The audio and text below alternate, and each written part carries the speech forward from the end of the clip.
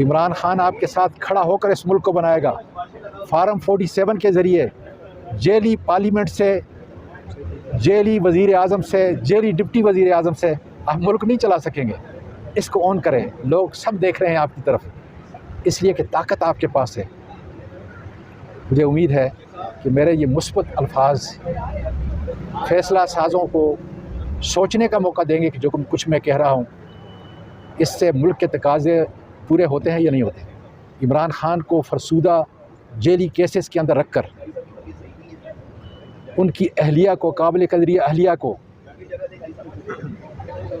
इक़्तिदार से नीचे हर किस्म की ज़िल्लत और रसवाई पहुँचाकर मुल्क नहीं बढ़ सकता। आओ इस मुल्क को ऑन करें, ये मुल्क आपका है, पूरा पाकिस्तान आपकी तरफ देख रहा है।